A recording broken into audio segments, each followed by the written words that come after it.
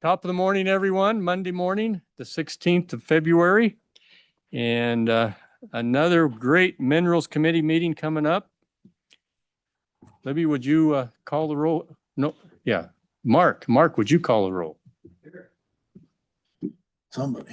Somebody call the roll. Representative Campbell. Here. Representative Knapp. Here. Representative Larson. Here. Representative Lawley. Excused. Representative Riggins. Here. Representative Schmid. Here. Representative Tarver. Here. Representative Weber. Here. Chairman Heiner. Here. You have a quorum. Thank you, Mark. Appreciate all you guys do over there on that side of the room. Before we get started, I'm going to turn the chairmanship over to the good Representative Tarver, our vice chair, and he's going to run this meeting while I have to go present a bill. So, Representative Tarver. Thanks, Chairman. All righty. Our first bill is energy. We on break? You broke it. Excuse me, Mr. Chairman. We're all good. We're good to go. Okay. Our first bill will be Energy Production Reclassification and Sovereignty Act, sponsored by a fantastic representative.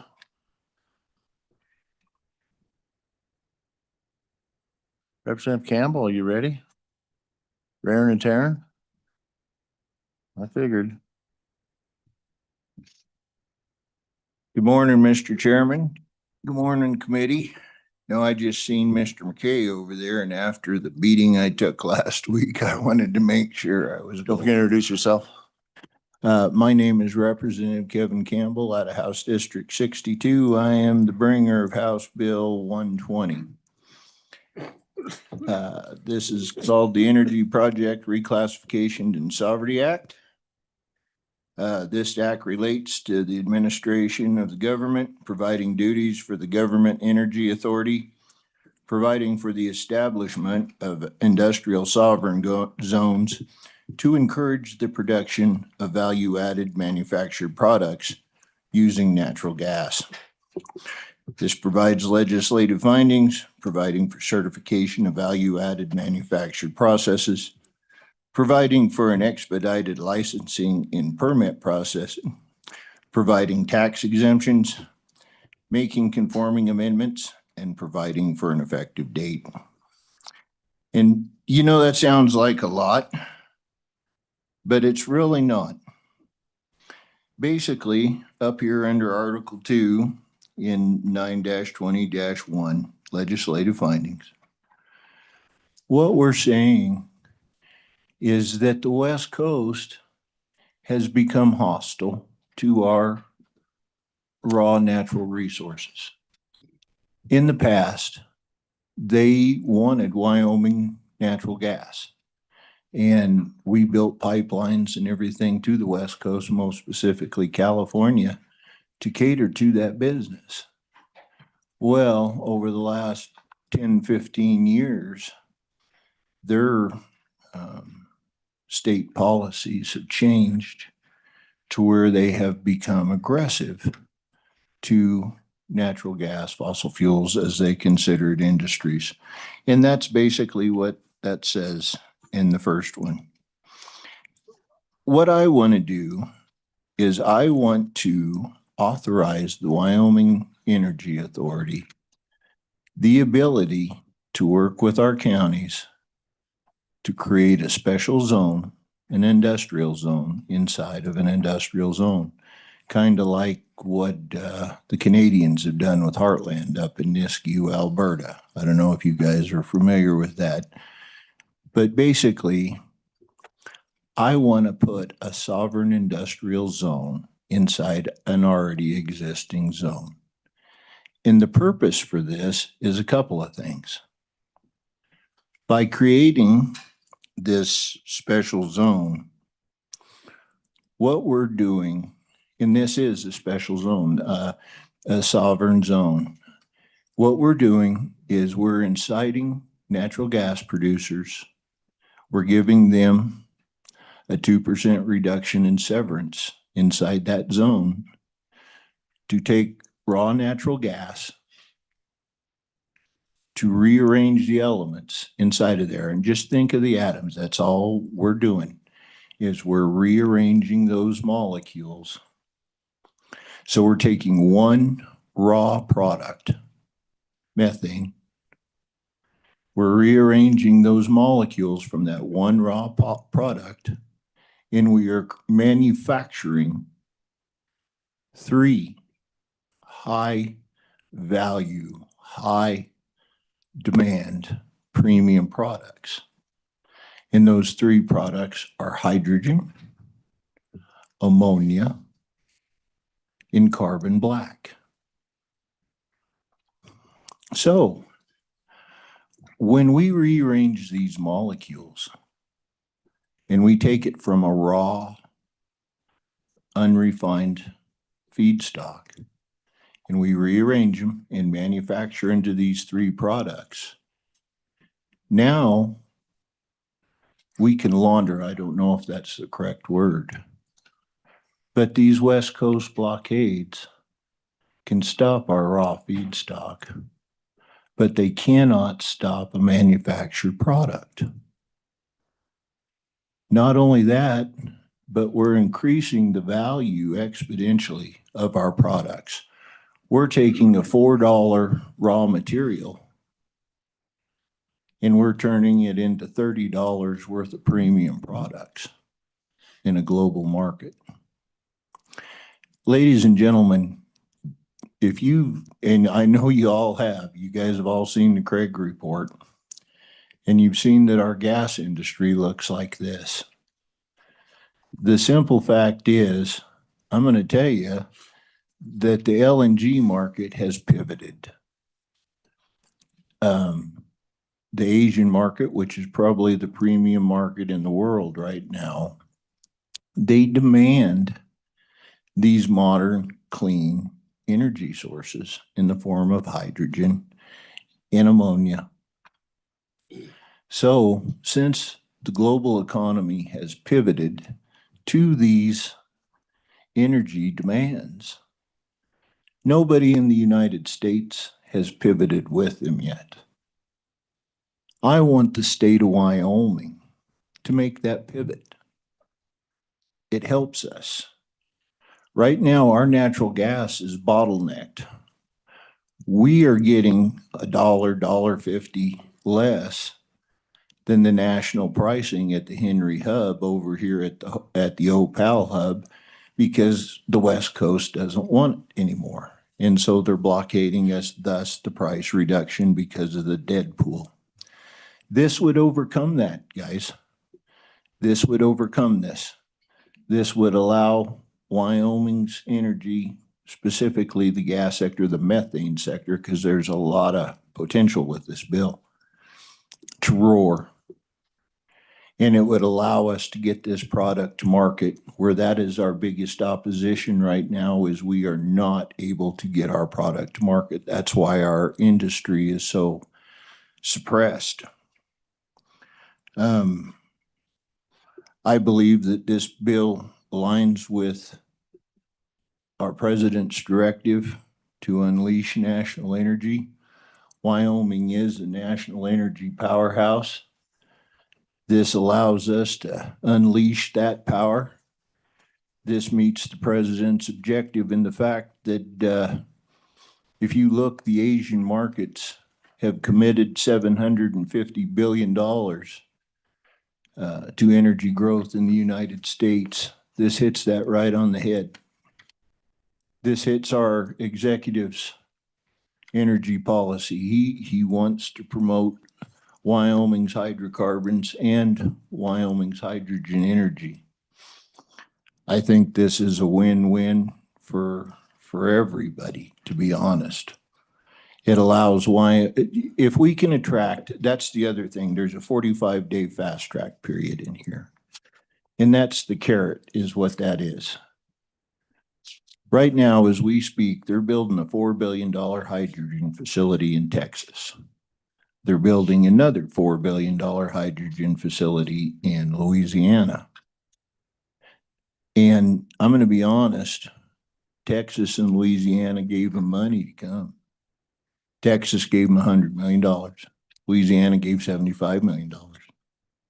Wyoming does not have the treasury to slug it out with these states. So with this 45-day fast track period, what we're doing, I don't know if you guys are aware, but for large projects like this, each year they're delayed. It costs them $200 to $300 million. Representative, just curious, how long does it typically take to get one approved? Years.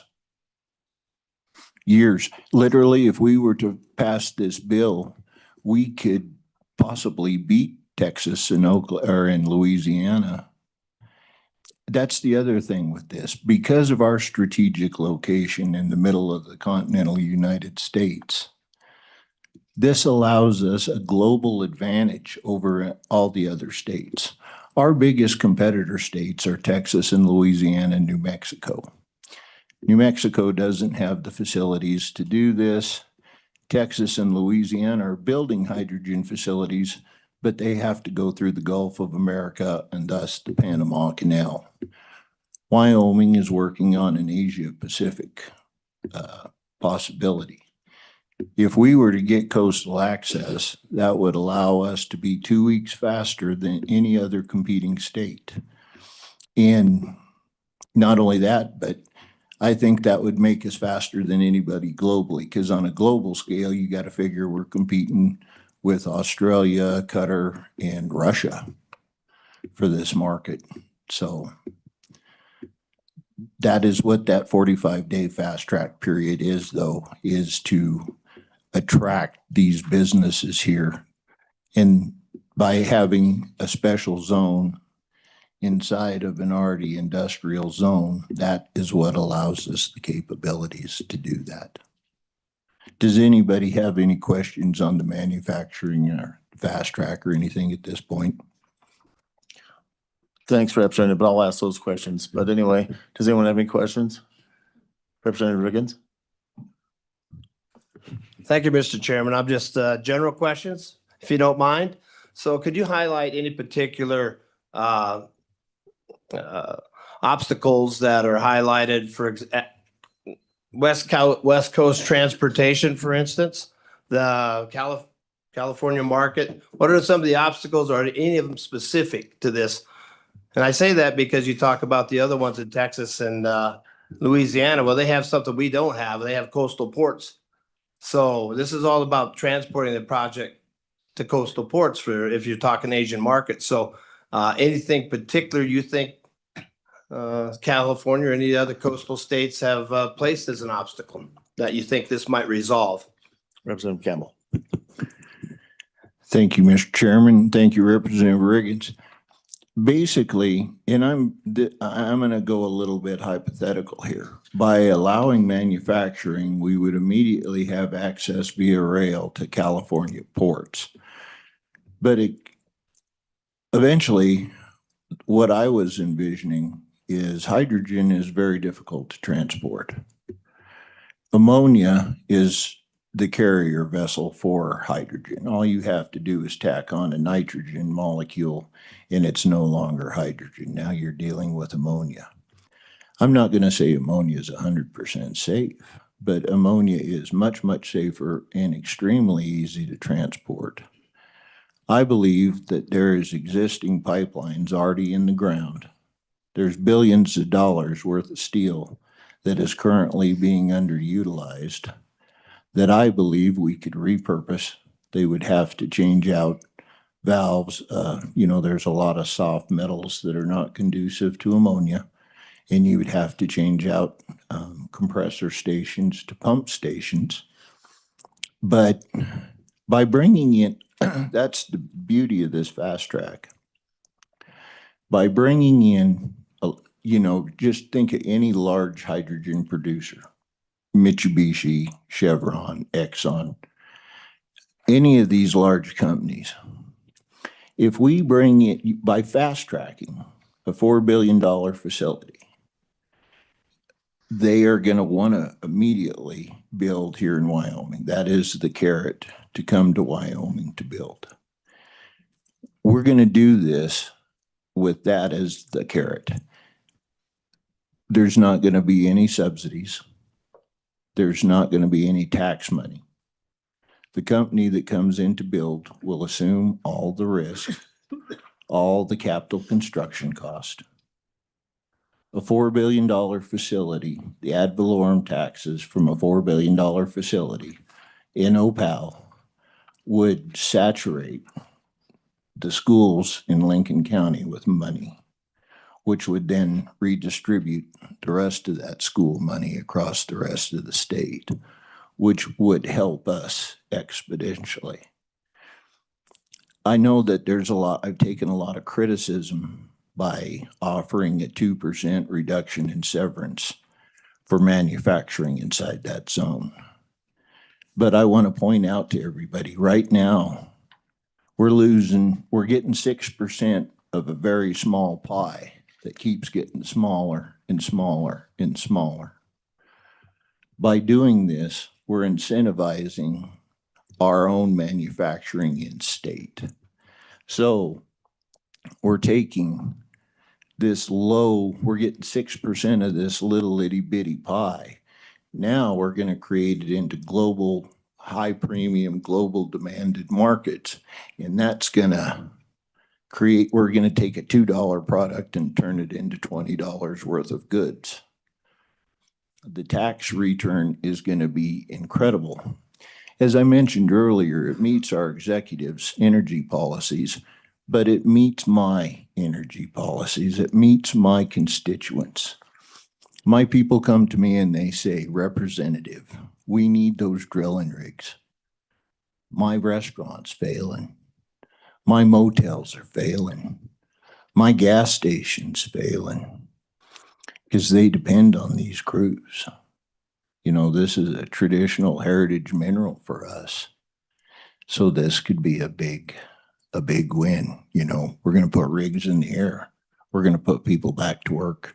We're going to put money back in people's pockets, and we're going to do it without any subsidies, without any taxpayer dollars. Any further questions? Representative Riggins? Thank you, Mr. Chairman, Representative Campbell. I was just thinking about the challenges of moving LNG product by pipeline to the coastal harbors is difficult enough. I don't think this task would be made any easier if we were going to ship ammonia that direction. I think you'd have the same difficulties. And you talked about redefining what they call the products that are being extracted from the natural gas. I don't think those coastal states will care if we define it or not, correct? We understand it. But the objections on the coastal states, I don't know how we would win them over just by changing definitions and things like that. I would almost think that it'd be easier to keep the product in its LNG form or natural gas form, and ideally ship that product and have it processed there. If you ever had the opportunity, that would be the ideal situation. Representative Campbell? Mr. Chairman, Representative Riggins, I appreciate that question. Thank you very much. Going back to where I say the western states have us as our feedstock, natural gas and methane as coal bed methane as a feedstock is currently blockaded by the western states. We are not just reclassifying something. We are taking one raw natural product. We are heating this up, super high temperatures. Bang, we are spinning off. We are creating the intended hydrogen, which is one of the intended products. Once we have hydrogen, all it takes is nitrogen to make the ammonia, as I said, and the last is carbon black. So we have taken one product and created three separate manufactured products. And I'm glad that you brought this up, because the last part of this that I want to talk about in this bill is the gold standard. And what that says, this is a voluntary standard. Voluntary. The reason that this is voluntary, and I believe that Representative Riggins can attest to this, is Wyoming's energy producers, most specifically our natural gas companies, have jumped through hoops for the West Coast. Back in the early 2000s, they said, oh, well, you can't have any leaks in your pipelines. You got to have certified emissions. Well, our operators jumped through the hoops and jumped through the other hoop and jumped through the other hoop. And we've done all that.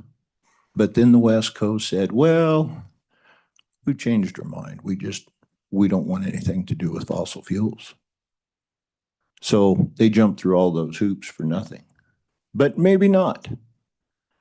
Because with this gold standard, a voluntary gold standard, they're saying that their emissions are less than 0.2%. The Asian market, which is the market that the entire globe is shooting for, demands some sort of certification to get that global premium. So by our operators have already done all the work. The DEQ will go through and verify that this work has been done. The Wyoming Energy Authority will be the arbiter of this standard that the Asians, most specifically the South Koreans and the Japanese, want. But that certification is what gives our product a premium value over anybody else globally. And nobody else has done it yet, folks. Nobody else has done this yet. When I say these are premium markets, let me explain. Here in America, especially here in Wyoming, we argue back and forth over carbon. It's gas, it's plant food, da da da da da da da da.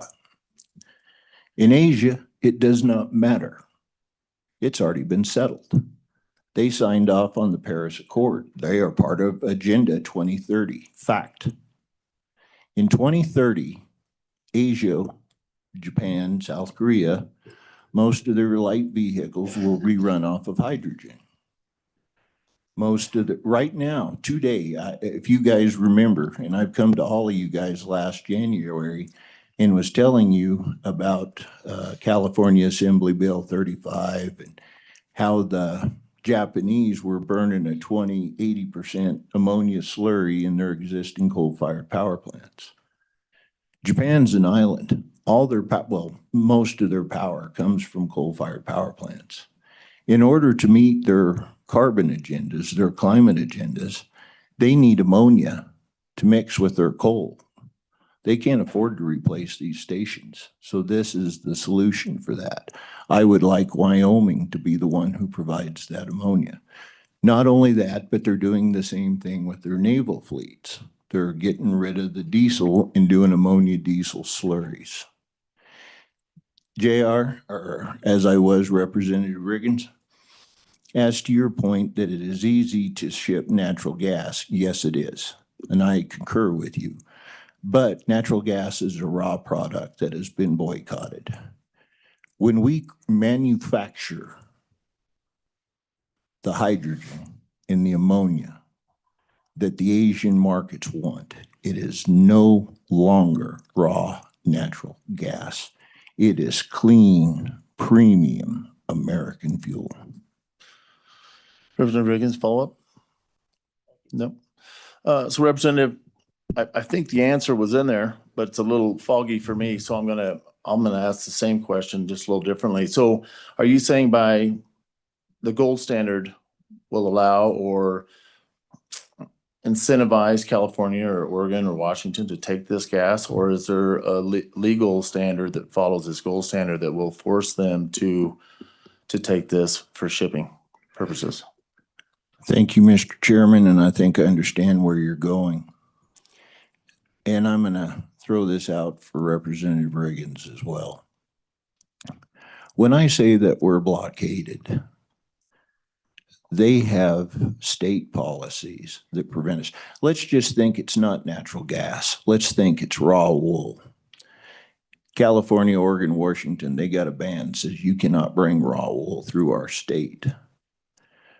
what we're doing is turning this into a blanket. At raw wool, we're turning it into a blanket. We're turning it into a suit of clothes. Under the United States Commerce Clause and the U.S. Constitution, states cannot block other states from commerce. So they cannot, it would avoid their blockade. Not only that, but in a form, hydrogen that they recognize as clean energy, we would be able to put 20% hydrogen in existing natural gas pipelines and launder it through that way. But the big money would be in ammonia. And if we could make that, we could get it to port via rail currently. And the idea of repurposing existing pipelines is just, again, because that fast tracks everything. The regulations are already done, the easements are already in place, the steel is already in the ground. Any other Fantastic. No. Is there any, Representative Larson, please? Thank you, Mr. Vice Chairman. Representative, what was your thought process on having zones rather than just amending statute that's already in place? If the policy of the state is going to be less regulation in these zones, why not just do a blanket across the state rather than creating zones? Representative Campbell. Thank you for asking that, Representative Larson. That there is design to that. Wyoming is a beautiful state. Wyoming is a beautiful state. Tourism is our #2 revenue generator, and it's our #1 employment sector. I do not want to have an industrial zone strung out everywhere. Pretty much every county already has an existing location that would fit this, that does not take away from Wyoming's beauty. The other reason why I'm specifically chose zones like this, Representative, was because my goal was two things. I wanted to revive Wyoming's underutilized natural gas economy, and I want to try to preserve water. There are, most hydrogen technologies use water, and there are some applications where that fits. But as you know, Wyoming is an arid state, and we have way more natural gas than we do water. Turquoise hydrogen is the one process that uses absolutely zero water. Follow up? Nope. Any further questions? Thank you, Representative, for presenting it. Do we have anyone else testify on this bill sitting in here?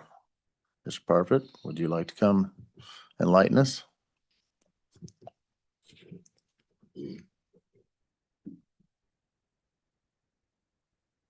Thank you, Mr. Chairman. Todd Parfit, Director of the Department of Environmental Quality. I have some suggested revisions to the bill, House Bill 120. That was handed out to you here just a few minutes ago. Basically, the concern that I would have with the language around the 45 days is that we have primacy for our air quality programs and our water quality programs. And at a minimum, we would have a 30-day public comment period. So that starts pushing, that gives us 15 days on either end of the process to do a permit. So what I'm suggesting is in the spirit of ensuring that these permits would be fast-tracked, is to state that they would be prioritized above all other permit applications and expedited to the extent that they don't adversely affect the primacy or the standards. The timing of air quality permits and water permits would be around 120 days normally. On average, water permits, these are their surface discharge permits if they are required, would be 88 days is our average. So taking it to 45 days would be troublesome. But once you establish, the way I understand it is that once you establish this industrial park, or zone, you can do the permitting for the zone itself, and then we would verify that as new businesses come in or industries come into that zone, that they stay underneath that cap that has been established by a permit. So I think that's where part of the savings in time comes from, by having the zone already permitted. As far as going back to the 45 days with the industrial siting, and the reference to the 107 waiver process, first off, the waiver process is already available to anybody anyway. So I'm not sure you have to have the language in there. That's why I'm suggesting to just take that out, because you can do the what's called the 107, which is the waiver process, or a 109, which is the full permitting process, which is a contested case hearing. It's really the option of the applicant, which way they want to go. But I will point out that if somebody does go to the waiver process, that 107 process, if right now in statute, if there are two local governments that object to the project, then they have to go through the 109 process, which is why you see today most of our applications come through the 109 process, the full application, because otherwise you run the risk of adding more time to the process.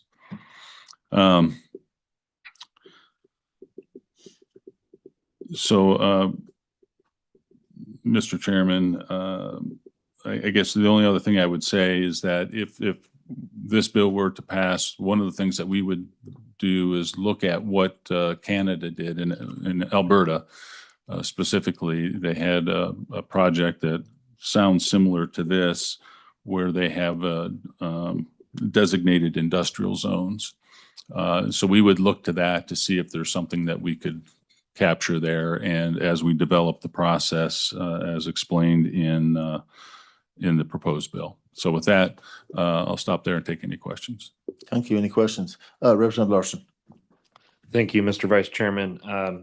Director Parfit, thank you for being here. I think I've recall in a previous interim testimony, we had a discussion surrounding the primacy and also where Wyoming law may differ from federal law, where we're more stringent. And I don't think there's a lot of cases where we are more stringent than federal law in our environmental statutes. So if you could clarify that for me, and also what happens if we create a situation with a bill that makes us less stringent than what federal law requires, and how does that impact our primacy? Okay, Mr. Chairman, Representative Larson, I think what you're referring to in the first part of the question is the regulatory reduction task force that was put together. And one of the outputs or outcomes of the regulatory reduction task force was there was some clarifying language included in the statute in the Environmental Quality Act. I don't have the specific reference, but essentially what it states is that we cannot be more stringent than the federal government unless we make the demonstration of the need. So we could be more stringent, but we have to put in the statement of principal reasons why we are in the justification for that. The second part of the question is, how does that affect primacy if we're not as stringent as? That's where it becomes problematic. And so somebody could make a petition to withdraw the primacy from the state, or we would have to work with the Environmental Protection Agency to demonstrate that we're satisfying the requirements of the primacy. But if we're in some way shortcutting something or not being as protective as the federal regulations, yeah, that would be a problem, and we could potentially lose the primacy. Follow up. Thank you, Mr. Vice Chairman and Director. Thank you for that answer. So without the proposed amendment, would primacy come into question potentially? Director. Mr. Chairman, in my view, yes, because with the 45 days, I don't think that you could from the time you got that application in 45 days, do the public notice and respond to those things in that time frame. And I think what you end up doing is risking an appeal of a permitting action, which would then be scheduled for the Environmental Quality Council, and that can take months. Good. Representative Campbell. Thank you, Mr. Chairman. Thank you, Representative Lawson, for that question. I appreciate that. Mr. Director, with all of this in mind, by amending this, what kind of timeline would we be looking at realistically? Director. So, Mr. Chairman, Representative, like I said, for air, the average time frame is around, well, for water, it was around 88 days on average. Realistically, you see them go as many as 180 days. On air quality, it's about 120 days. But what I would say is, as we develop a process, as this would call for, I would just point to some of the things that we do now to streamline permitting. We go through what's called the Kaizen process, and we do that periodically, and we're currently doing that in air quality right now. And that identifies areas where we have duplication or unnecessary steps in the permitting process, and we can shorten the days. And that's proven over the years to be a very effective tool. And then the other part I think that helps with the timing is that you're issuing a permit for the designated industrial zone. So that zone would have the permit, and Deputy Director Veer may be able to give a little more detail on this because we've done it at least once to some degree in Campbell County. But you have the zone, it has the permit, and as you add pieces on, you just ensure that you're not going to exceed that cap. And that helps expedite the process for each individual entity that's part of this zone. So. Ms. Fair, please. Mr. Chairman, on the example that Director Parfit was talking about, it's called the Wyoming Innovation Center up in Campbell County. And it's a facility, what we call a minor source in air quality language, which means its emissions are under a certain threshold. And we allow test bays to come in there as long as they stay under the cap. We look at the emissions to make sure they stay under the cap. We haven't done this in the larger emission context, but it's certainly worth exploring to see how that would look. There's some language that, without going into the weeds, that is particular in air quality, dealing with facilities and sources and areas, and we'd have to look to see how we could maneuver that. We have a permitting concept for facilities, like a power plant that can do what they call a PAL, and it's a limit. And right now, I can't remember what the acronym stands for, but it's a limit on a pollutant for the whole facility, kind of like a bubble concept. And so we'd have to look and see for some of these larger facilities how we could do that. But it's certainly, I think, worth exploring. Awesome. Representative Campbell. I guess my follow-up would be, with these recommendations, is this realistic in your guys' mind? If we were to do, say, even 180 days and take these recommended amendments in, do you think that this would work?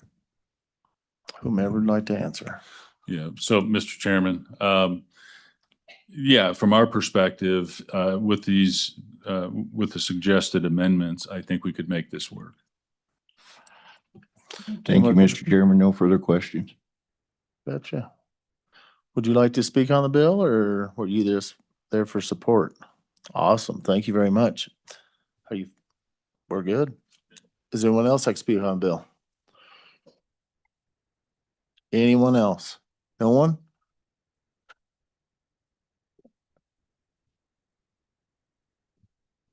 Bob, how we doing? Good, sir. How are you? Good. Mr. Chairman, members of the committee, Rob Krieger, Executive Director of the Energy Authority. I'll be brief. Just wanted to touch on the points where we're called out in the bill. On page 4, line 12, it says that we shall establish those zones. And working with the sponsor of the bill in the counties, I think you're going to see some language from the counties. I personally get a little concerned of us from the state deciding where the zones are. So I think the idea is that the counties would come up with, hey, we think within our boundaries, this could be a border or a zone, excuse me, and would come to us for that. The second would be on page 6, line 8, the gold standard. Our gas producers have their gold standard and they talk about international markets as well. I think that's something we could build off of to put, what we call it, cowboy seal or whatever we want to call this standard on it to show our international partners as well as, maybe some folks within the domestic partners that want certain emission bases and whatnot on their products. So, Mr. Chairman, I'd be happy to answer any questions, but I just wanted to touch on those pieces. Perfect. Any questions? Got off easy. I appreciate it. Thank you. Yes, ma'am, please.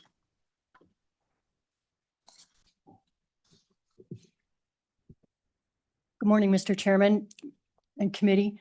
My name is Kristen Lee, and I work with and I represent a company called Glenrock Energy, which owns the Big Muddy Field outside of Casper, Wyoming. In June of 2021, Glenrock embarked on a feasibility study to use Wyoming coal as a feedstock to manufacture blue ammonia right here in Wyoming. Coal as a feedstock to manufacture ammonia is as important in Wyoming as using natural gas to manufacture ammonia. Coal is abundant, low cost, and energy rich. So in our project, 1.8 million tons of Wyoming coal will be used a year. It will be gasified, turned into syngas, synthetic gas, become hydrogen, we'll add nitrogen, and we'll get ammonia.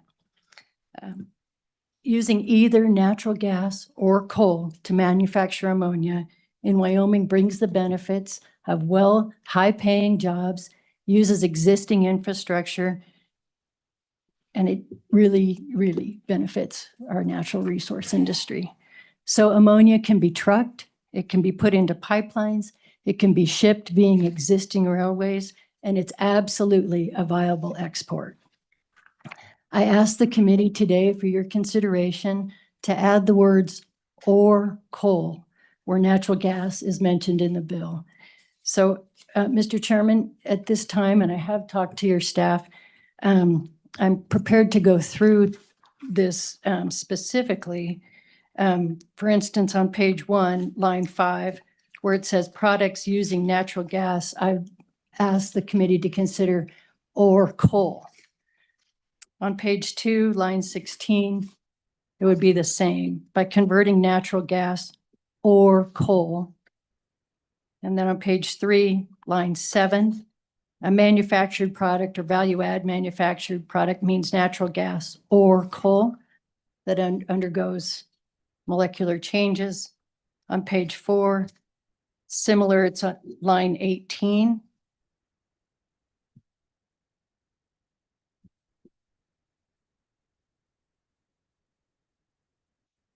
On page 6, it's line 1. On page 9, it's on line 10. And page 9 again, it would be on line 22. The only exception, Mr. Chairman, would be at the last page on page 12, section 3, which the Opal Natural Gas Hub is specifically mentioned. I don't have any suggested changes there. That specifically addresses one situation. So I'll stand for any questions on where our project is, what we are in our project, and so, but thank you. That's my request. Thank you. Thank you, Mr. Chairman. Thank you, Mr. Co-Chair. Page 4, line 1. Did we miss that one, Ms. Lee? I may have, sir. Let me see. Says the conversion of Yep. natural gas and nitrogen and anhydrous ammonia. Thank you. I did not have that highlighted. Thank you. Chairman. Also line 8 on page 4. That's why you're there, Mr. Thank you. Knox. Thank you very much. Thank you.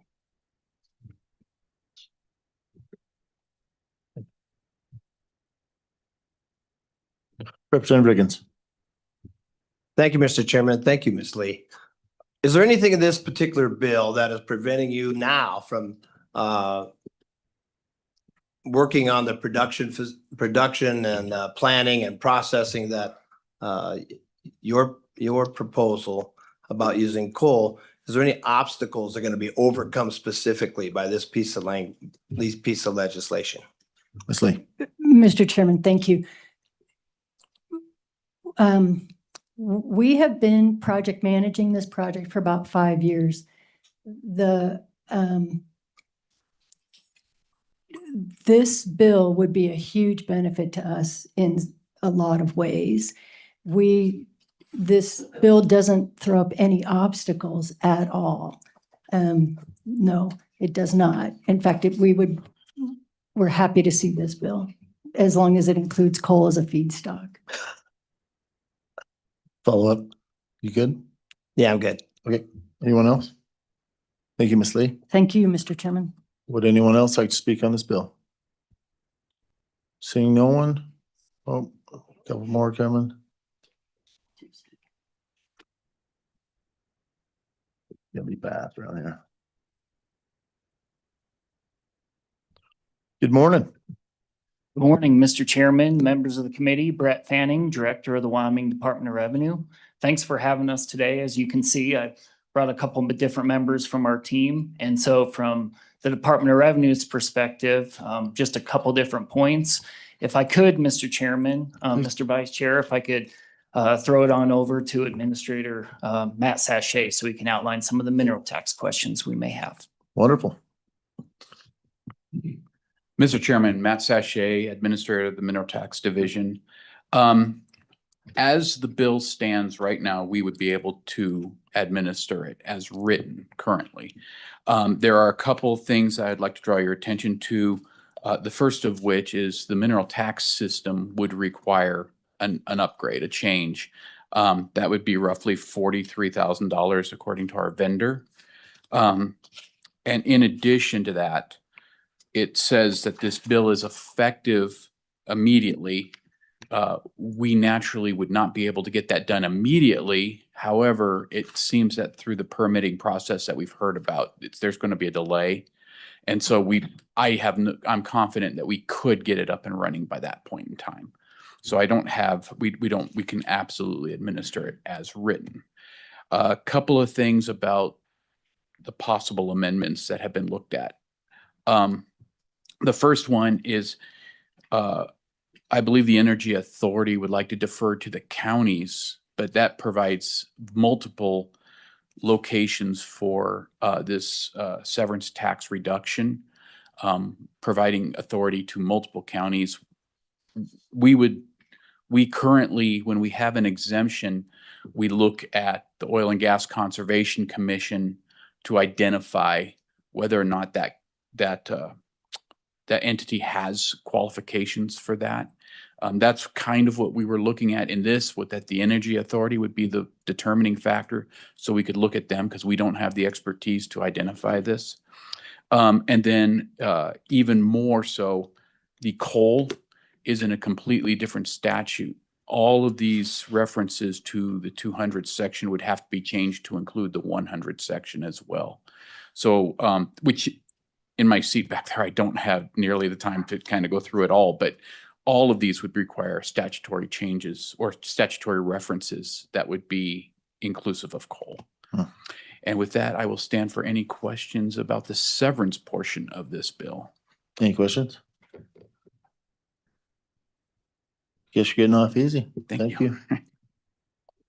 Thank you, Mr. Chairman. Now on to the sales tax portion of this bill. So I've got my administrator Sharon Ream with us today. Just two quick points for consideration on the sales tax side on this, Mr. Chairman. On page 5, line 22, this is where we outline the facility and if it's eligible for the sales tax exemption. Just wanted to bring it to note, and maybe it's a question for LSO as well, but 3915-105A8O Roman numeral 2, that was repealed from House Bill 197 in the 2024 legislative session. And so I just want to make sure the intent there is just to make that 3915-105 A8O. And that references the current manufacturing exemption that we have in statute on the sales tax side. And then on line 21, the use tax statute, that Roman numeral 2 as well, was repealed in House Bill 40 last year. The reason I know those were interim topics, they were up for discussions. And so I just want to make sure that we all know the intent is this applies to the manufacturing exemptions, not necessarily those repealed ones. So Mr. Chairman, just maybe it's some sort of conceptual thing that LSO takes a look at just to confirm that's the intent of what you'd like to do there. Mr. Chairman, last kind of conversation that I had noted in my review on pages 10 and 11. This is where we get into the sales and use tax statutes. Just to kind of for your information here, this does create two different definitions of manufacturing in our sales and use tax statutes. Again, that's a policy decision, but I did want to bring it to your attention. One, we have a manufacturing exemption if you're using natural gas, potentially coal, and making a new product. That's a little bit different than the current manufacturing exemption that we have in statute. Again, it's a policy decision, but did want to bring it to your attention and in case your constituents ask you questions. So, and with that, Mr. Chairman, we'd stand for any questions. Thank you. Any questions? I guess you're getting off easy too. Thank you, Mr. Chairman. That doesn't always happen. Thank you. Gentlemen, please.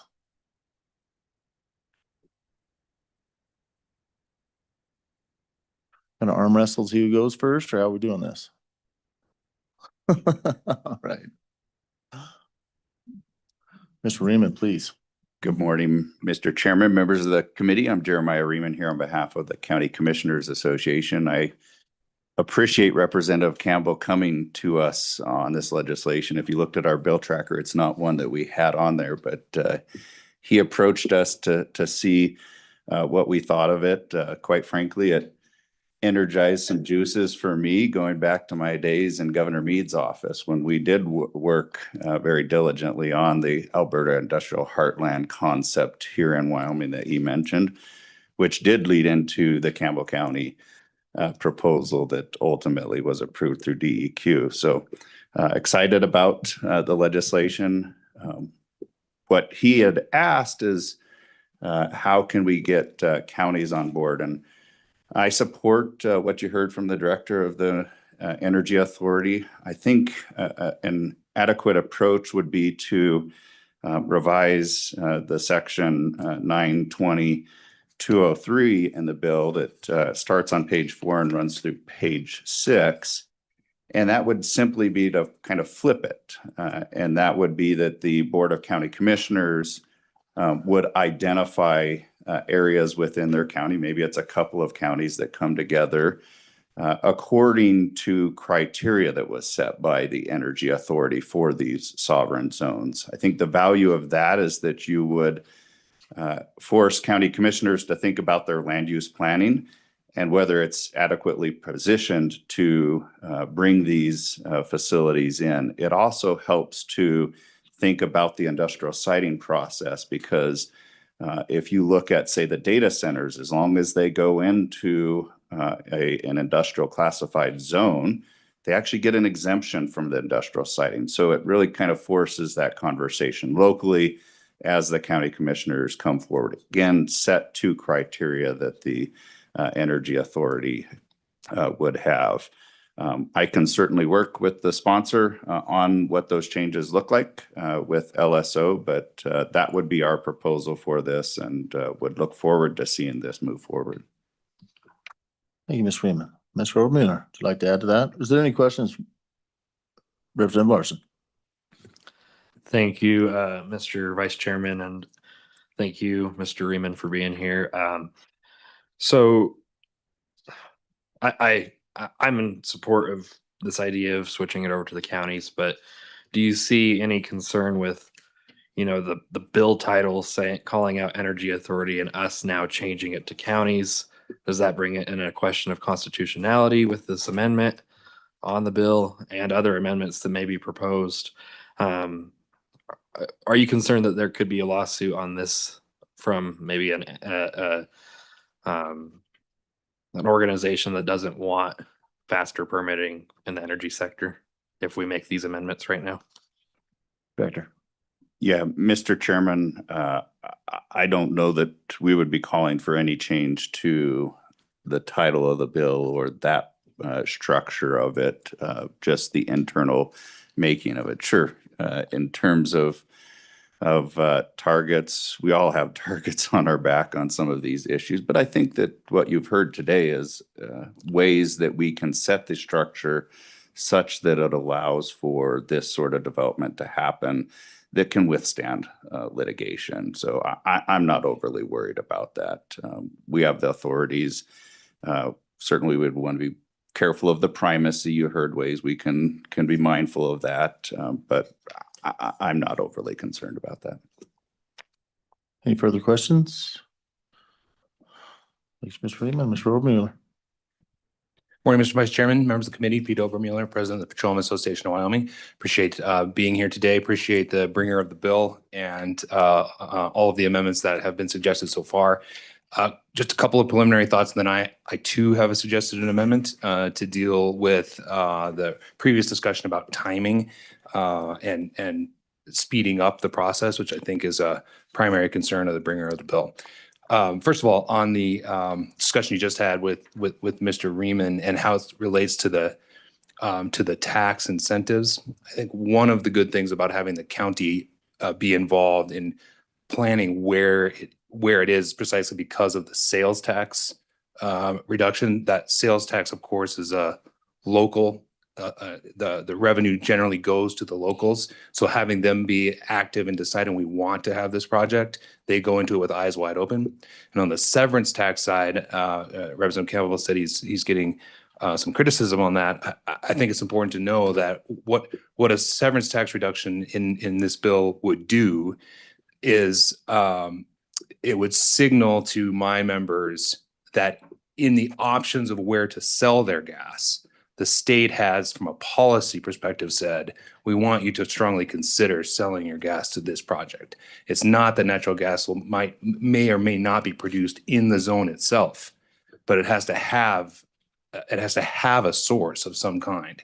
And my members will sell it into the market, and the state would be saying under this policy, we'd sure like you to consider doing this. So that, to me, that's how the tax part of it plays out. So shifting gears then to the timing. Director Parfit, talked about the requirements of primacy. I think he's exactly right about all of that. I think the biggest delay, quite frankly, would be the industrial siting process. So Director Parfit talked about that 107 process, the waiver, et cetera, but then getting kicked into the 109. It would be, if the goal is speed, then a full exemption from the industrial siting process for these specific projects would be the quickest way to do it. There are other projects that are exempt from industrial siting. Those are all in 3512-119. And so my suggested amendment would be, I think this was already suggested regardless, because Director Parfit talked about not needing that language on page 8, line 13 and following the 107. But just to reiterate, so it would be on page 8, line 13, you delete if the facility is an, and then the rest of page 8 through line 18. And then you would insert, and maybe not right here, you'd have to insert bring in a new section of statute, which is 3512-119, and add a Romanet 6. And with the words industrial sovereign zones as approved by the Wyoming Energy Authority in Wyoming Statute 92203, which is what this bill creates. That would exempt these projects from having to do the industrial siting process. And again, that has impact assistance payments industrial siting has impact assistance payments, as you well know, to local governments. So again, having the counties be the ones to say, we want to have this, they would go into that eyes wide open. Thank you, Mr. Miller. Any questions? I guess you're getting off easy too. Great. Thank you, Mr. Chairman. Thank you. Mr. McKay, please. Mr. Chairman, Rennie McKay with the Wyoming Business Alliance. Thanks. I know you're getting tired of hearing me from the last couple of days, but just wanted to let you know again, we're the Business Alliance. One of our priorities is maintaining Wyoming's position as an energy leader. And as Representative Campbell described what energy does for all other businesses, I think he described it really well. So always looking to see how we can support energy leadership, innovation, and expansion. And I think this bill does it. So just really urge you to look at it closely. I think that this bill would be a means for us to be more competitive in this moment when people are looking to companies are looking to make very large investments somewhere in the world right now on some of these types of projects. And I think that it'd be an incredible opportunity to bring it here. And I think you've got some amendments too that help address a few things. As Mr. Obermuller just mentioned, that industrial siting requirement can be a time sink. And so that exemption would be a strong signal that the state's committed to speeding things up. If you add in the counties into the process, the impact assistance that comes with the industrial siting process is what you'd be giving up. But if the counties are working with a proponent, instances around the state where people are using that speed to market has been attractive to companies to invest, again, billions of dollars here. We've just seen that recently. And they work with the local government as well to address those potential impact fees, and they're willing to pay that still, but they do want that speed to market. So that, I think, is a great way to approach that partnership between a company that's a proponent of the project and your local government. So it's not necessarily that they're trying to get away from paying it, but they would essentially pay to speed things up as well. So I think it's a great way for us to be more competitive as a state. And on all of these types of projects, I think that's a great idea. I think the big thing for us all is to, if this can get put into law, is that we've got to promote Wyoming. And if that's the Energy Commission that you all participate in, if it's the trade mission, this all fits together, right? We need to talk to as many of the companies that would be looking to make this type of investment to make sure we sell Wyoming and sell an advantage like this. So really look forward to continuing the conversation, and thanks for looking at this bill. Thank you. Is there any questions? You're set free. I appreciate it.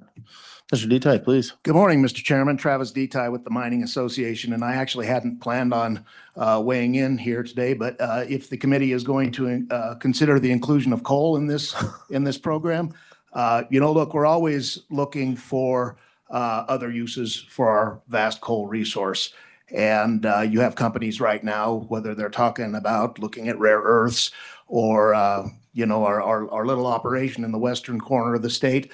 We want to keep that mine open. And if there's an opportunity there to, do something with ammonia, I think that is a good thing. And so with that, Mr. Chairman, I would just say that the Mining Association will offer our support for this bill, and we'd like to see it move forward.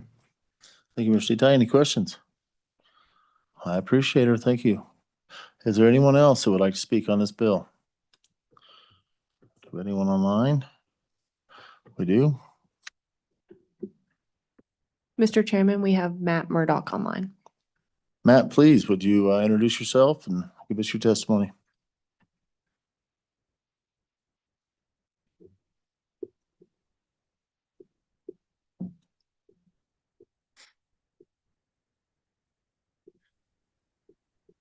Thank you, Mr. Chairman. Whoa, that screen is horrible, is in the background. Anyhow, sorry about that. Ignore my picture, please. My name is Matt Murdock, and I am the CEO of Raven SR. We spoke on Friday, and I appreciate the time. I know that there is a lot of discussion on that, and I would like to be quick. As I spoke on Friday, Raven SR processes chemically organic materials into hydrogen and other advanced synthetic fuels. we can use biomass, natural gas, landfill gas, coal, plastics, other waste products. And so through a proprietary steam CO2 reforming process, we convert it into a syngas, and that syngas then can become hydrogen, methanol, finished fuels, SAF, diesel, et cetera, as we've all been discussing here. We currently have a pilot system operating in Pinedale, and we are doing some other projects globally that we're in discussions with. So I really appreciate Representative Campbell's efforts to encourage in-state molecular transformation. The concept of industrial sovereign zones, expedited permitting, and tax exemptions for value-added manufacturing is directionally positive and consistent with capital-intensive development. His understanding of pipelines and everything in this discussion of ammonia, spot on. Prior to this hearing, we did submit some targeted amendment language, kind of aligning with the discussion around coal. I'd like to add biomass or any other in-state resources because quite honestly, I would like to see this bill more technology agnostic and more just like, let's develop our resources. Specifically, we'd like to see those added. And also we'd like to expressly include other technologies, as I said. So rather than just calling out a particular technology, we think molecular transformation, like Raven, could technically be excluded. And I know it's not, but just by the language alone, it kind of gets clever. As written, the bill creates great opportunity. My one concern is not with the incentive structure, but with how carbon intensity and methane intensity standards are being defined and applied. Our hydrogen and liquid fuels are manufactured products. They're not severed from the earth in the traditional mineral sense. They compete in global markets that rely on established life cycle accounting frameworks. These fuels compete in international markets for sustainable aviation fuel, synthetic jet fuel, renewable diesel, and hydrogen derivatives. Buyers evaluate life cycle carbon intensity, otherwise CI, using specific regulatory methodologies. Carbon intensity modeling reflects feedstock, process energy, emission profile, and system boundary. For hydrogen projects, Section 45V provides a production tax credit based on life cycle carbon intensity tiers. For finished transportation fuels such as SAF or jet, Section 45Z likewise ties value directly to carbon intensity performance. Those methodologies materially affect project finance and long-term offtake agreements. If Wyoming establishes measurement standards that materially differ from those used in national or international markets, a Wyoming-specific certification, even if well-intended, could create confusion in financing and offtake negotiations. Certification should remain voluntary, clearly defined and grounded in commercially recognized measurement methodologies used by the markets where fuels are sold. To answer the chairman's previous question directly, I do not believe California would automatically accept a Wyoming gold standard certification in place of its own regulatory pathway approval. Wyoming certification may be valuable for branding or upstream methane performance, but fuels would still need to comply with the measurement systems required in the destination market. One additional technical suggestion, statutory language should focus on measurable molecular transformation and life cycle performance rather than color-based terminology such as blue or turquoise. Raven's process, for example, does not use clean water, does not use water either in our process, but we would not be falling under the definition that's in the statute. So these labels, these colors evolve in a marketplace and carry political connotations. Clear process-based and performance-based definitions will provide greater long-term durability and investor confidence. Wyoming has a significant potential in carbon management, including CO2 utilization and sequestration, which would make it highly competitive in emerging synthetic fuel and power-to-liquids markets. Ensuring broad feedstock inclusion, process clarity, objective designation standards, and market-compatible certification will strengthen that position. To be clear, we want Wyoming to grow, and the industrial sovereign zone concept is promising. So with careful attention to these elements, this bill could really enhance Wyoming's competitiveness rather than complicate it. Thank you, Mr. Chairman, and I'm happy to answer any questions. Thank you, Mr. Murdoch. Any questions? I guess that's it. I appreciate your testimony. Take care. Mark, do we have anyone else? Anyone else in the room? We will close public testimony. Minnie, what would we like to do with this bill? With the bill by Larson, seconded by Weber. Do we have any proposed amendments, Mr. Larson? Thank you, Mr. Vice Chairman. I would move the proposed amendment in its entirety by the Wyoming DEQ that has been passed out to us. Second. And so I'll discuss. I think that this really addresses the concerns of the agency, and I do agree with those concerns they presented to us earlier. You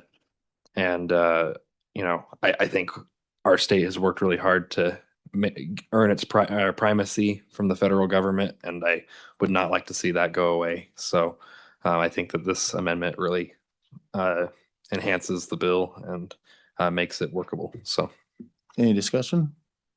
Moved by Larson, seconded by Campbell. All those in favor of this amendment, please say aye. Aye. All opposed, say aye. That has been adopted. Do we have any other amendments that would like to be proposed? Any discussion on the bill? Chairman, please. Thank you, Mr. Co-Chair. I would like to propose amendment in a line with what Ms. Lee has proposed, that we include coal in here. There's a number of references. I won't go through where all those are, but I would propose that we open this up so that we can utilize some of our largest resource reserves, which is coal, which has carried Wyoming on its back for generations. I do. Have a second? Mr. Chairman, Can,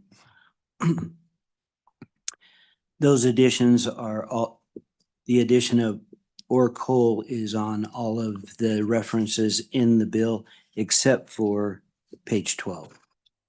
Just so to clear that up.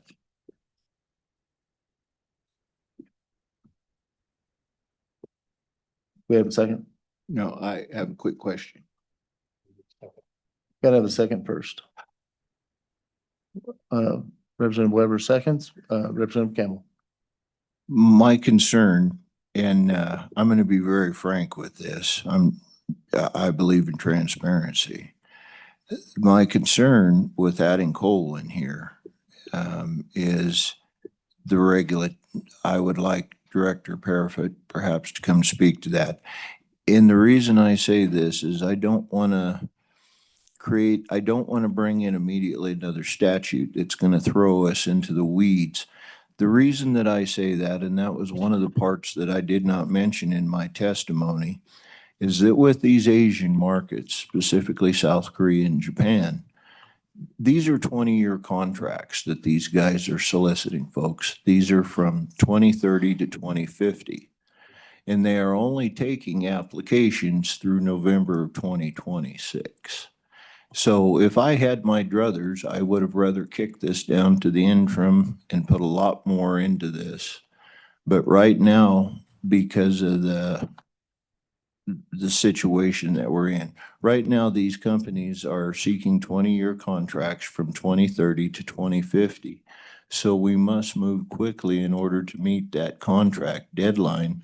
If we don't, because we're sullying about, and we miss that contract deadline, then they're not going to be taking these contracts again until 2045. I just feel that that information should be out there. Thank you. Any further discussion? Representative Larson. thank you, Mr. Vice Chairman and members of the committee.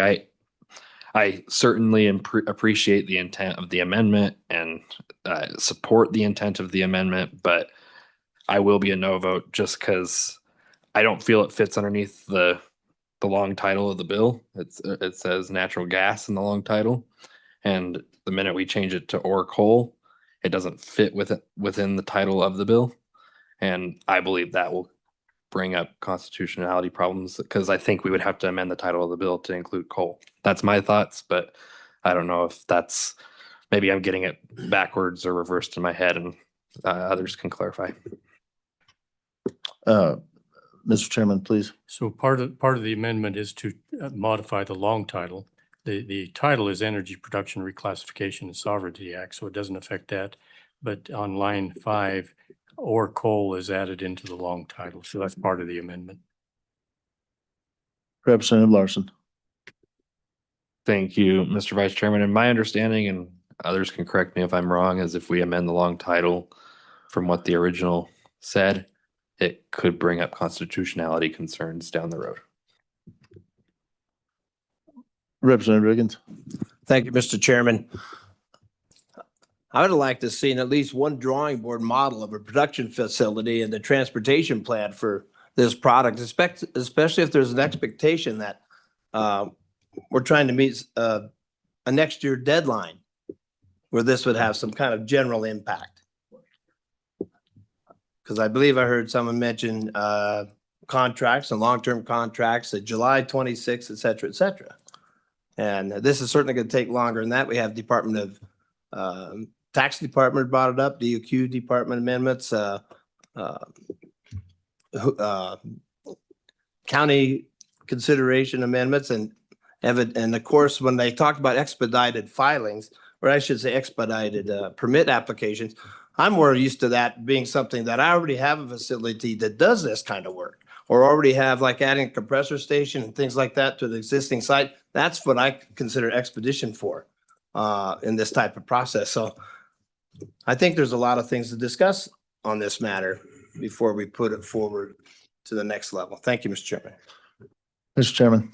Back on the amendment, Mr. Co-Chair, I've seen the long title changes changed numerous times in committee. So I don't think there's a constitutionality problem there. Okay, Representative Campbell, is it on the amendment?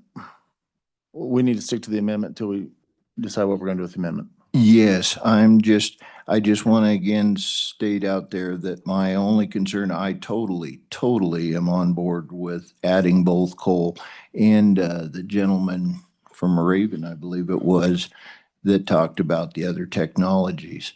I'm totally on board with that. I am concerned that by adding this amendment at this time, it could cut into the constraints that this is for 2030, by the way, this is 4 years out. But I am concerned that at this time, it could cause a ripple effect there to where I would recommend that perhaps we could pass this and make amendments to it at a later time once we've made some headway. Thank you, Representative. Is there any more concern on this amendment? Question. Question being called. All those in favor of this amendment, please say aye. Aye. Aye. All those against? Can we have a show of hands, please? All those against? Okay, that motion passes. All right, are there any further amendments to the bill? Any more discussion on the bill? Representative Larson. Thank you, Mr. Vice Chairman. The Department of Revenue suggested striking the Roman 2 on page 5, line 21, and citations of the statute. I haven't had a chance to open up the statute to look at it directly myself, but I would like to propose a conceptual amendment. The LSO, so LSO can verify that. So I would like to move a conceptual amendment. LSO can verify that we need to strike those and just cite stop at O and D on those citations. And if we don't, then they can fix the amendment to however it needs to be. So, do we have a second? Second by Campbell. Chairman, please. Thank you. A conceptual amendment, we'll have many opportunities to amend this if it goes to the floor. But a conceptual amendment in a committee, that's very difficult to deal with as a chairman, because we don't have the verbiage, and for LSO to draw it up, then I have to approve it without your input.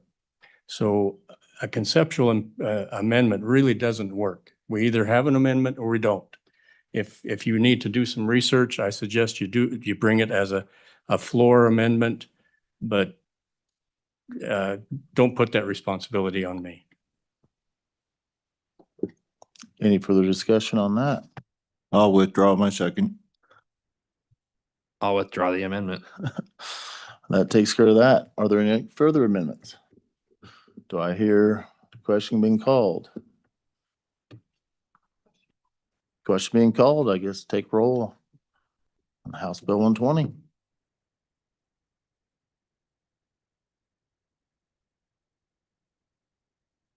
Voting on House Bill 120 with amendments. Representative Campbell, Aye. Representative Knapp, Aye. Representative Larson, Aye. Representative Lawley, Excused. Representative Riggins, Aye. Representative Schmidt, Aye. Representative Tarver, Aye. Representative Weber, Aye. Chairman Heiner. Aye. 8-1, this is a due pass with amendments.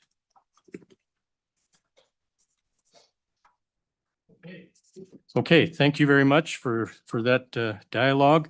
We have 3 bills to get through by Wednesday. That's the cutoff. So we have the rest of today and then Wednesday. So we have another bill in the hopper waiting. So we will push forward on House Bill 43 and see if we can finish that today, and that'll leave 2 for tomorrow. Representative Lean, thank you for being here. Thank you, Mr. Chairman. I said tomorrow, I meant Wednesday. I'm sorry. Excuse me. Thank you, Mr. Chairman. I apologize for the miscommunication on Friday and we weren't able to hear the bill then. Thank you for hearing it today. Before you is the anti-money laundering bill. This came from a select gaming committee. There have been a few amendments from the bill that was proposed last year. And so I'll just give you a brief overview of what the bill does. House Bill 43 makes money laundering applicable when a person transports or possesses property the person knows or reasonably should have known to be derived from criminal activity or represent proceeds of criminal activity. The same standard knowledge applies as directing, organizing, financing, planning, managing, supervising, or controlling the transaction or transactions of such property. This statute not only relies on when someone admits that they knew, but it also is liable when the facts support that the conclusion that the person should have understood that the funds were ultimately tied to criminal activity. This moves the boundary from actual knowledge only to knowledge or reasonable interference from circumstances when increases in enforcement and increases law enforcement.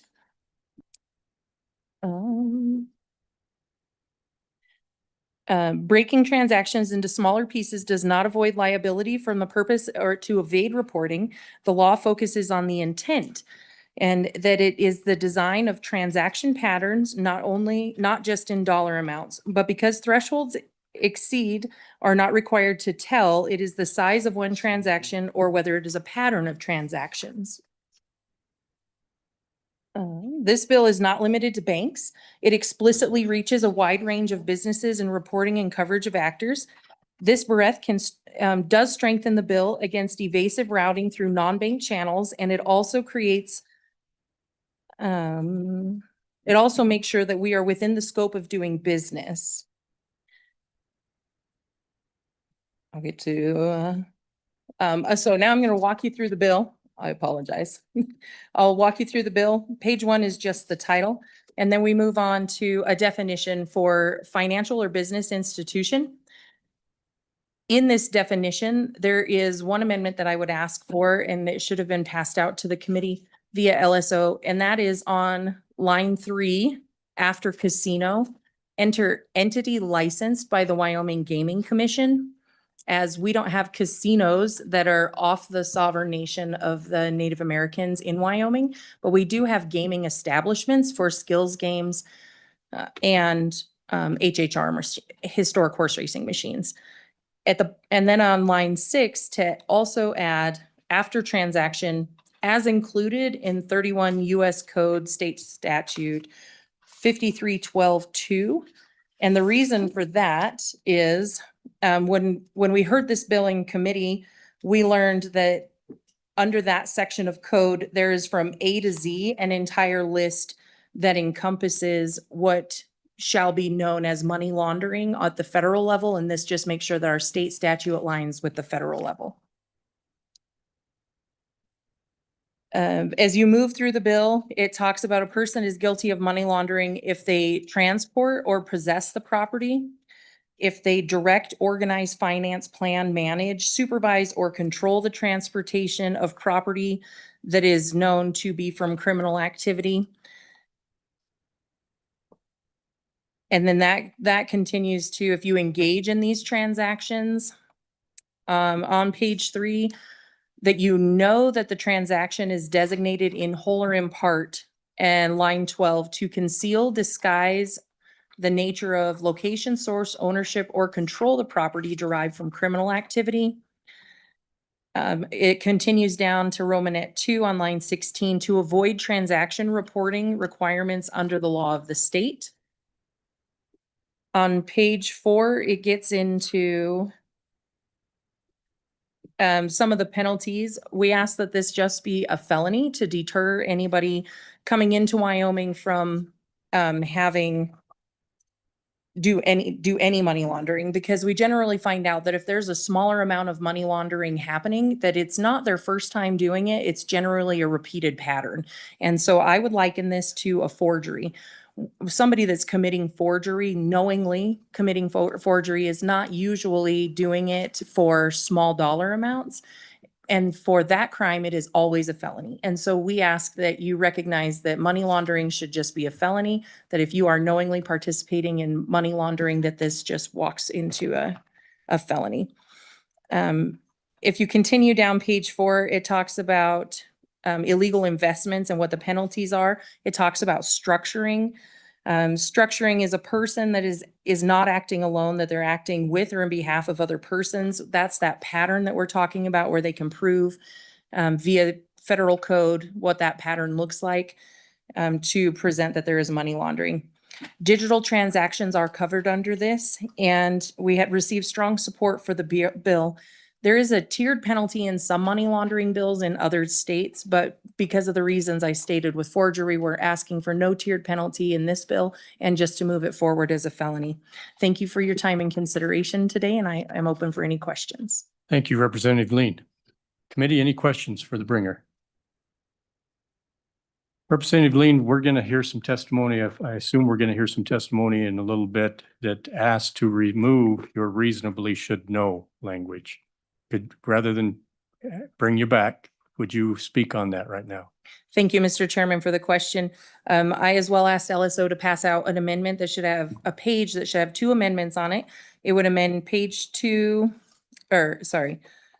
The first amendment would remain page 2, line 3, after casino, to enter the entity licensed by the Wyoming Gaming Commission. And then after transaction, to include that US code that I named for you. And the second amendment would address this on page 2, line 14, to strike reasonably should know, line 19 to 20, or reasonably should know, and page 3, line 2, strike reasonably should know. And the concept behind that is that if you have somebody that's purchasing money with money laundered through a grocery store, there's a potential that we could sweep up some of those clerks or gas station attendants, people that were not intended to know. Say that maybe we have some fraud happening with an EBT card, and maybe that clerk suspects that it was illegal, but they continue the transaction. We don't want people like that to get caught up in the middle of this. Representative, I misread your proposed amendment. I thought you were adding it in and then it's going to be struck later on, but that was my mistake. I'm sorry. You wanted that struck already, so. Yes, sir. Okay. My mistake, committee. Sorry. Anything else? Thank you, Representative, for your time. We'll open it up to comment, testimonies. Please come forward. We have 4 chairs up here. It goes faster if you fill the chairs. We'll start with ladies first, if you don't mind. Is it, okay, okay. Agency of the government. Go ahead. I'm not. Okay. All right, now we'll go to other individuals. So. Okay. Thank you, Mr. Chairman. I'm Alan Thompson, the Executive Director of WASCOP, the Wyoming Association of Sheriffs and Chiefs of Police. I just wanted to mention that our membership are very interested in having this tool in their toolbox for investigating these types of crimes going forward. And just wanted to mention that something for the committee and maybe the floor to consider is this doesn't contemplate the primary jurisdiction component of Wyoming DCI. They're somewhat limited in the cases that they can investigate, and they can do that under the direction of the governor or the attorney general or requests from law enforcement. But this being a new law, it doesn't assign primacy to them. So just something for you to consider. I haven't heard from them on whether they want that or not, but I think it would be just a good conversation to have. And I'd be happy to answer any questions if you have any, sir. All right. Thank you. Any questions? Seeing none, we'll go to Senator Emeritus Effie Ellis. Thank you. Private citizen Ellis is fine. My name is Affie Ellis. I'm an attorney with the law firm called Brownstein Hyatt Farber Schreck. We represent an entity called Cowboy Racing. Cowboy Racing has constructed a new horse track 10 miles east of Cheyenne and plans to open some of the gaming facilities that were alluded to in this bill. Briefly, Mr. Chairman, a few years ago, the legislature allocated upwards of $200,000 for a gaming study to look at our laws and make some recommendations. And one of their key recommendations was for Wyoming to look at having some kind of anti-money laundering statute. And so there are a lot of good recommendations contained in that study. As a regulated entity, Cowboy Racing is in strong support for the need for an anti-money laundering statute. So would hope you would advance this along this session. All right. Any questions for Ms. Ellis? Seeing none, thank you. Ms. Frank. Good morning, Mr. Chairman. Bobby Frank on behalf of Wyoming's credit unions. Mr. Chairman, we are fine with the bill with the exception of that reasonably should know language, which sounds like you have an amendment in front of you to address that. Mr. Chairman, if you have any questions specific on our concerns, I did ask our legal counsel, Mr. House Goggins, to join us online. If there are no questions, I'm sure he'll forego testifying, but sounds like you have an amendment from Representative Lean that addresses our concern. Yes. Thank you, Ms. Frank. Any questions for Ms. Frank?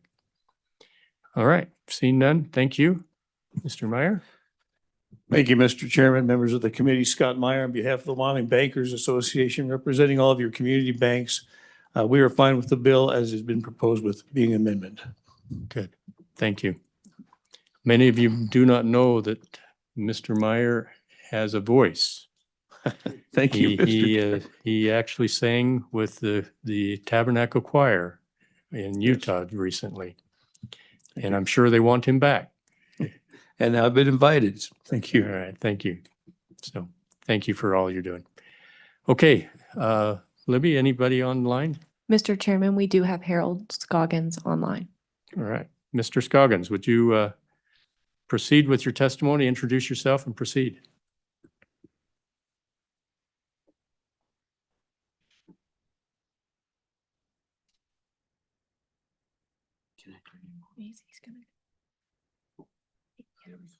Good morning, Mr. Chair. My name is Hal Scoggins. I'm an attorney with Farley Wada Witt. We are the outside counsel for the Go West Credit Union Association and many credit unions. And I'll be brief. I will say that the concern for credit unions was being swept up along with the store clerks that were mentioned earlier as potentially unintended targets of the expanded reach of the bill. And so we are very much in appreciation of the amendments that have been offered and are in favor. I'd be happy to answer any questions, but otherwise I'll be happy to stand down as well. All right. Thank you, Mr. Scoggins. Any questions for legal counsel? I don't see any. Thank you, Mr. Scoggins, for being here to testify. Any other public testimony before we close public testimony? One more chance. Seeing none, public testimony is closed. Members, what's your pleasure? Move the bill. Moved by Representative Weber, seconded by Representative Larson. Any discussion? Any proposals? Representative Weber. Mr. Chairman, I would like to add the money laundering bill amendments that were provided by the bringer of the bill. So we have a motion for an amendment. Is there a second? Representative Larson is seconding that amendment. Okay. Any discussion on the proposed amendment by Representative Lean? Any discussion? Hearing the question being called, all those in favor signify by saying aye. Aye. Any opposed? That motion passes. Any other discussion? Question being called. Thank you very much. Question being called. Members were voting on House Bill 43, anti-money laundering. Mr. Knotts, would you call the roll? As amended. As amended. Thank you. Representative Campbell. Aye. Representative Knapp. Aye. Representative Larson. Aye. Representative Lawley. Excused. Representative Riggins. Aye. Representative Schmidt. Aye. Representative Tarver. Aye. Representative Weber. Aye. Chairman Heiner. Aye. 8-1. This is a due pass with amendments. All right. Thank you, committee. If with your approval, we'll move House Bill 128 to next Wednesday. And we'll have one other bill, and that will be all that we have time for this, the House bills. So that we'll have two bills on Wednesday. Thank you, members. Thank you, public, for being here. We look forward to seeing you in a couple of days, and thank you, staff.